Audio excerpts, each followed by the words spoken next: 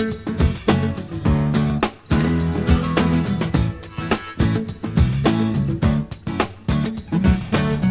everyone, and welcome to SUNUP. I'm Lyndall Stout. Combines have been rolling across Oklahoma the past few weeks, and yields and quality vary a lot depending on which farmer you talk to. We begin our look at the 2013 harvest here in Caddo County. Brittany Crable is no stranger to wheat harvest and no stranger to combines.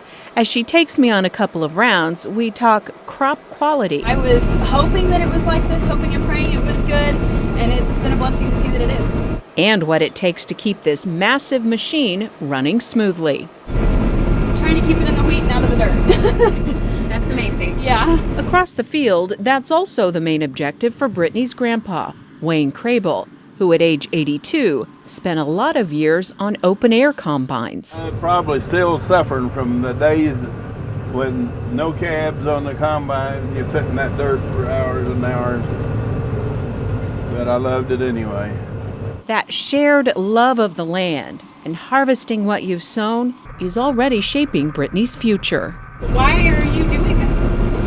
I rode with my grandpa and my dad a lot when I was little, and I have memories of falling asleep in that same passenger seat or doing combine math, and slowly but surely I started to fall in love with it. In fact, 10 years ago this week, her mom Karen snapped this picture of Brittany at age 7, side by side with her dad Jeff in the field. I've always tried a little bit to play devil's advocate and say you can be anything you want to be, you can go anywhere you want to be. That decision's always yours to make. Just because your ancestors have farmed does not mean you have to. If you want to, we will support you. I've always tried to give her that option, that it was her choice. A decision Brittany confirmed as Jeff, her father, was dying of cancer. I remember in the last month he was alive, he turned to me and looked at me and grabbed my hand and said, "Are you going to come back?" And even though I knew before then that I wanted to come back, that really solidified my choice that this is where I need to be. On the land that would have been her father's and will now go to her, the 5th generation of Crable to harvest wheat on these very acres. And to be able to pass that on to another generation is very satisfying. Hard to believe Brittany is only 17 and will be a senior at Hinton High School this fall. They put their entire lives into working to make these farms run, and to see that pay off, I think, is a great success for them to know that somebody's going to carry on what they love too. And no doubt that someone, Brittany, is making all those who came before her pretty proud. The Crables are averaging anywhere from 25 to 50 bushels per acre. Not bad considering the challenges this spring in Caddo County and across the state. Caddo County's really been pretty fortunate. So we're despite the year and all the hardships and the late freezes and hail, for the most part, considering the year, that's turning out pretty well. The Oklahoma Wheat Commission says harvest is about 60% complete. We've also had cooler temperatures this year. We've had rainfall towards the end and cloud cover, and that's been perfect grain fill weather for them. So it's really helped us in those regions. As you look down in far southwest, south central Oklahoma, no doubt, producers have just had so much to contend with this year down there. From March 26th until May 3rd, we had 6 freeze situations in the state. And on top of that, we've been plagued by just extreme drought conditions in southwest, west, and panhandle regions. In parts of southwest Oklahoma, the crop just didn't survive. The spring rains have much of the state back to normal or near normal rainfall for the calendar year. But in the western part of the state, we're very much still in a drought. Here in Ellis County, we're 6 to 8 inches behind for the water year. Now that's left wheat harvest looking very different than it looks in central Oklahoma. I hope to make 5. I got to keep this for seed. There's about 80 acres here. If I make 5, I got 400 bushel. That'll fill this truck. Curtis Torrance has been at this a long time. I'm 64 years old, grew up on a farm, and I've not seen a year quite like this one. The extremes we've had. We had good rain there in September, which let us get our wheat in. Then we went all winter with almost zero amount of moisture. Follow that with 3 freeze events in 3 weeks, and you're left with wheat that is barely ankle high and yields that are far below average. Our county average is somewhere around 25 or 26 bushels to the acre. And you know, we're looking at a lot of 10 and under this year. Our annual rainfall's somewhere between 20-26 inches in the county, depending on what spots you're standing in. And last year we had about 9 inches total, you know, so it's pretty hard to grow anything on 9 inches of moisture. That lack of rain is drying up more in this community than just the crops. On a normal year, by 3 o'clock, there's a line of trucks. You have to wait to get dumped. Normal year, it takes 4 people to even come close to keeping up. This year, we're getting 10 trucks a day. 2 people can handle the deal. Better than half of the acres getting cuts, going right to a seed bin, trying to get enough wheat to sow back next year so we can play one more year. Over the years, Todd Atha has seen this land demand a lot from its keepers, and he doesn't believe this round of hardship is over just yet. The wheat farmer in this country also runs cattle. We're running about a third the cow herd that we've ever run.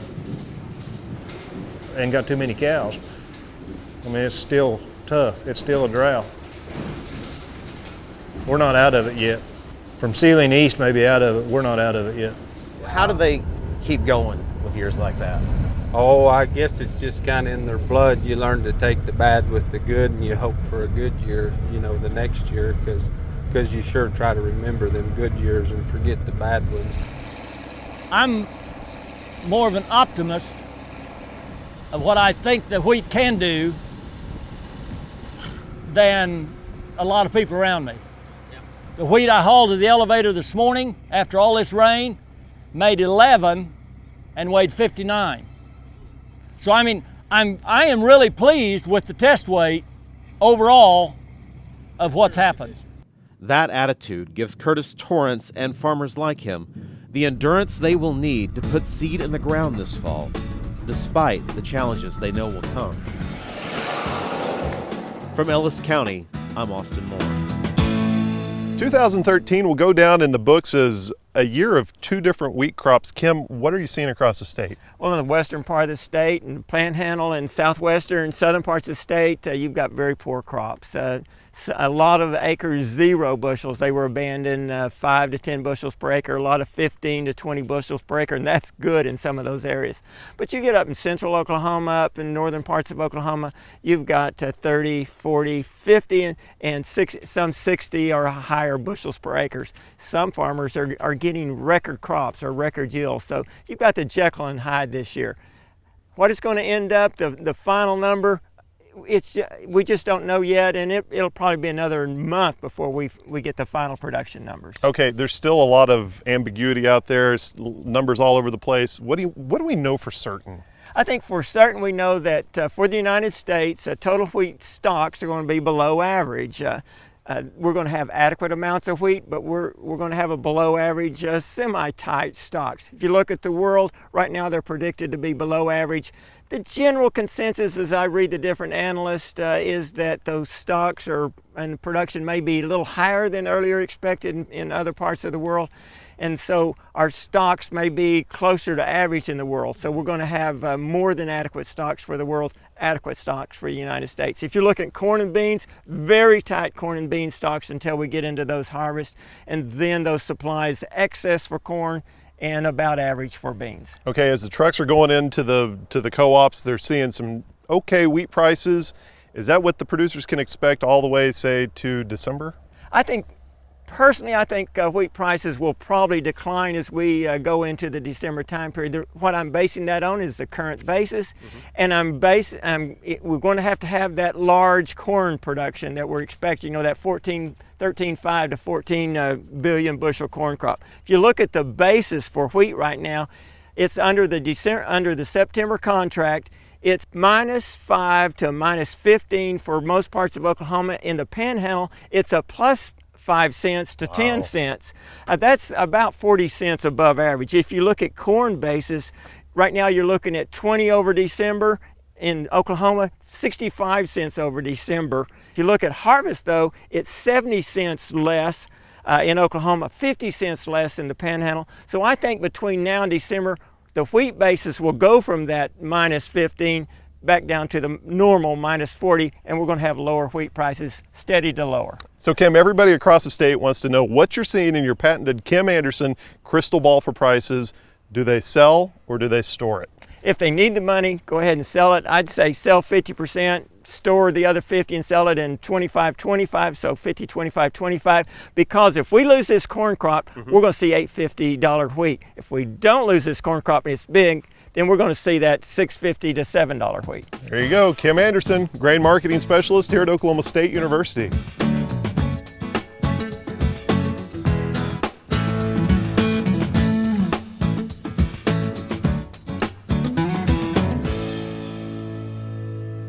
Hi, I'm Al Sutherland with your Mesonet weather report. This last week has been a hot one in Oklahoma. A map of maximum air temperatures from Wednesday shows 100 plus temperatures west of Lawton to Hinton to Enid. So can we say it was cooler in the eastern part of the state?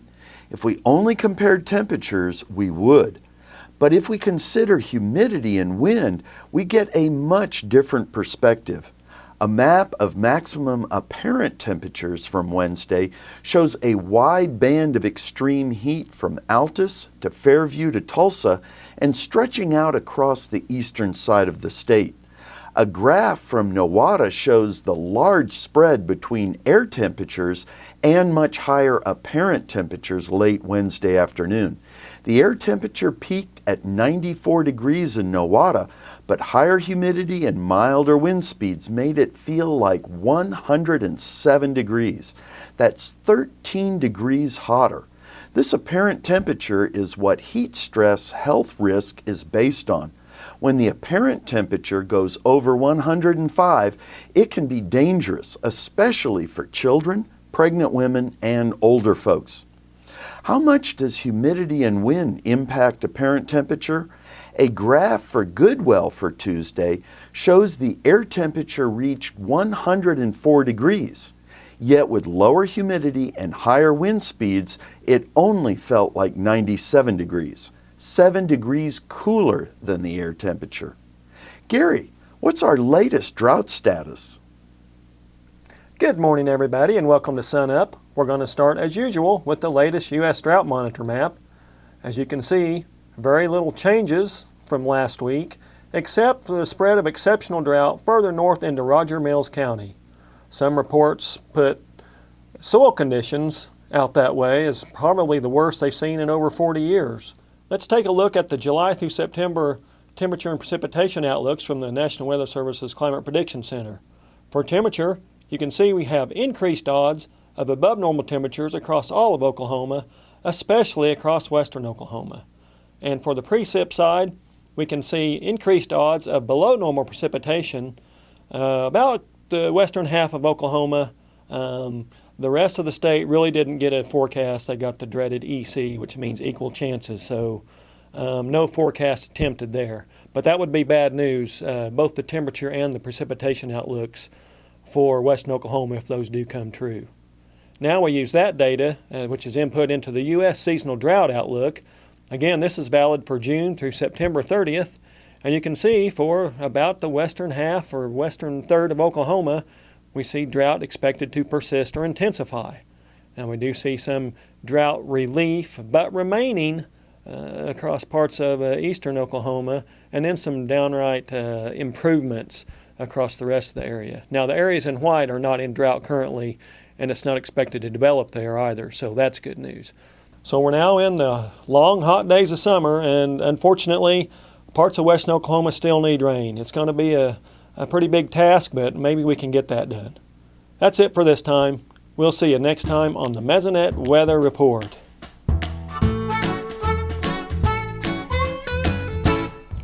From time to time, we get questions from viewers, and we turn to our experts for that. Recently, we had a question on the tie between genetics and bloat in cattle. So for that, we turn to our favorite geneticist, Megan Rolfe, who's a beef cattle management specialist here at Oklahoma State University. Megan, what do we know about bloat in relation to the genetics of animals? Well, the genetics of bloat in beef cattle hasn't been studied extensively. There were some studies in New Zealand dairy cows from about the 1970s, and they showed that bloat was a heritable trait. So it is under a small amount of genetic control. Now, if we look at records from a single year, the heritability is quite low. It's about 0.16 in that range, so it'd be a lowly heritable trait. If you look at records of bloat over multiple years, it's actually a moderate to highly heritable trait. It's about a little over 0.4. So it's definitely under some genetic control. Unfortunately, there are not a lot of genetic tools available for producers to select for traits related to genetic control of bloat. Okay, explain that heritability. What is that really, as we talk about that over those multiple years, what is that telling us? So a heritability value reflects the amount of a trait that's controlled by genetics as opposed to the environment. So for a lowly heritable trait, which would be things like fertility traits, they'd be probably below about 0.2, about 0.1 to 0.2 to maybe even 0.25. Those would be considered lowly heritable traits. So they're under much larger control from the environment. So for those kind of traits, we can practice genetic selection, but we can actually make larger improvements much faster if we do things like controlling the environment or focusing on things like crossbreeding programs. Okay. Now for traits that are highly heritable, so they'd be kind of 0.5 and up, those traits we can make more genetic progress by just focusing on intense genetic selection. Okay. Now you watch the news and the shows on TV at night, you get the idea that we really just understand everything there is to know about the genetics out there. I mean, DNA will tell you everything.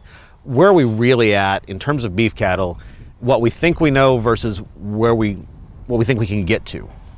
We've made a lot of progress recently, and genetic evaluation systems in purebred beef cattle at least have been around since the 1970s. In terms of EPD generation. So EPDs are our main genetic selection tool, and they're very, very effective. They're a great way to practice selection for traits that are included in those national cattle evaluations.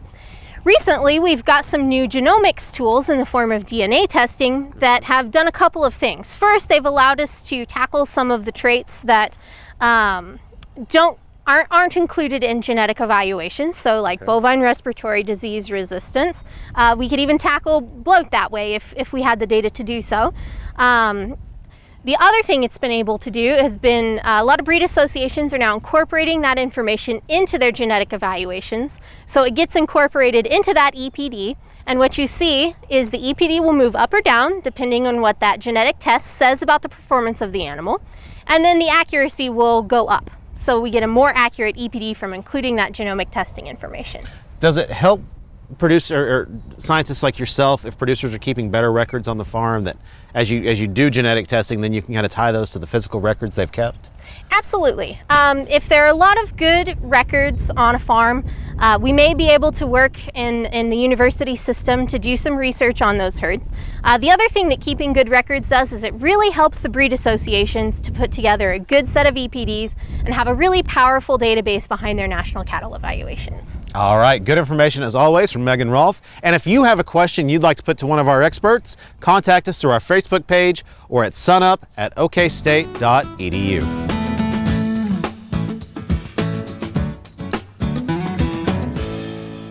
Last week on the Cow-Calf Corner, we talked about the Oklahoma Gold and the Oklahoma Super Gold protein supplement program for stocker cattle and in particular for replacement heifers here in the last half of summer and going into the fall period. And we emphasized that the high protein supplement in a small package could really help the heifers utilize that late summer forage much more efficiently. Part of the Oklahoma Gold program is to include an ionophore in the feed that is given to these young cattle. Ionophore is the feed ingredient either sold as the ingredient monensin, trade name is rumensin, or lasalicid, trade name is Bovitec. And these two ingredients are really, really important for the Oklahoma Gold program, whether it be for steers, but especially, I think, for those replacement heifers. Including an ionophore in any feed program for replacement heifers has three real important advantages. Number one is it will improve feed efficiency just a little bit. so that the heifer gets a little more value out of each bite of grass that she takes in. Also, those ionophores have been shown with research that they will increase puberty, or the percentage of heifers cycling at the start of a breeding season. And I think that's very, very important, because we'd like to have as many of those heifers cycling before and at the start of the breeding season, so that we have the best chance to get a really high percentage of them bred early in the breeding season. And the third reason, ionophores are good at preventing the disease coccidiosis. That's a disease that is especially debilitating for young cattle. It's one that certainly we'd like to, at all costs, keep out of these young growing heifers, so that they have the best chance to reach our target weights at the breeding season time and give us then that great opportunity to have those heifers cycling and bred early in the breeding season. So as you're putting together that Oklahoma Gold program, or any other kind of supplementation program for replacement heifers, I would include one of the ionophores. Certainly, if we're going to try to market those cattle as all natural cattle later on, that can't be something that we include. But for most breeding cattle, the ionophores for these replacement heifers is really a cost-efficient feed ingredient to include in your heifer growing program. Hey, we look forward to visiting with you again next week on SUNUP's Cow-Calf Corner. Native range is always evolving, but understanding that evolution takes a great deal of time and attention to detail. SUNUP's Austin Moore tagged along with the NRCS to see how they're tracking this precious resource. Just little pill-sized soil samples that we are going to dip in distilled water. It'll tell us a reading on the soil stability. This is just one of the tests performed as part of the ongoing Grazing Lands Natural Resources Inventory. Kevin Spears and his counterparts within the Natural Resources Conservation Service will gather similar data across the nation. The number of samples we have for Oklahoma this year is 100 quarter sections with 2 points in each quarter. Nationally, there's probably in the vicinity of 2,500 to 3,000 points that will be looked at. The quarters surveyed have been randomly selected, and specific survey points within each quarter are also chosen at random. Then, working with landowners, the team sets transect lines running 75 feet north, south, east, and west, then conduct a number of studies within this area. We look at intercanopy and interbasal gaps between plants. We look at invasive species, both non-native and native. Then we do an overall plant census on the area. We look at rangeland health, soil stability, a lot of information, a lot of detail. These sites are revisited over a span of years, giving scientists an idea of how the land is changing. You can actually look at the overall trends across the country. This is a big picture evaluation to see how rangeland's trending. Is it getting better or is it getting worse over time? The data collected becomes part of a massive USDA database where individual properties are not considered, but rangeland as a whole comes into focus. The National Rangeland Inventory, from a policy standpoint, is to give the big agencies an idea of what's going on, and that could even target cost share money in the future. How does policy impact that land, either good or bad? You can evaluate land according to what policy's been in the past. Does it have a positive or negative impact? If we can get out on the land and get the actual data collected from the property, then that allows us to get real data. And we don't have to just look from the road and try to guesstimate what's out there. If you'd like to learn more about this NRCS National Rangeland Study, visit our website, sunup.okstate.edu, and click on links.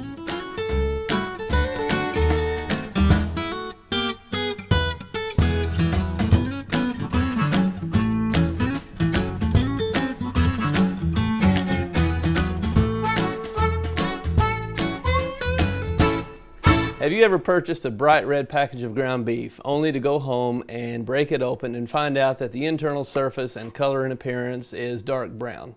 And you think to yourself you've been duped by a retailer who's wrapped fresh ground beef around old expired ground beef. Well, that's not necessarily the case. That's an old wives' tale that I've heard for many years, And generally speaking, across the board, I can tell you that's not true. Fresh beef color is a function of exposure or lack of exposure to oxygen. When fresh beef is in the presence of oxygen, that's when we realize and recognize that bright cherry red color. If beef has been removed from the presence of oxygen, such as may be the case with a vacuum package, that color will then revert back to what we call a purple or a deoxymyoglobin, if you will. It's a dark purple color. I have with me here a package of ground beef. These retail packages, this film on top is actually permeable to oxygen, which means oxygen can pass through the surface of the film, and that's how we're able to realize this bright red color.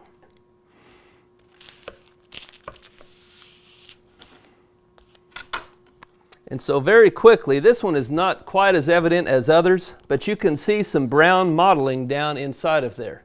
That is not an indication of unfresh beef in the package. It's simply an indication of many factors. It could be a function of how the beef was ground.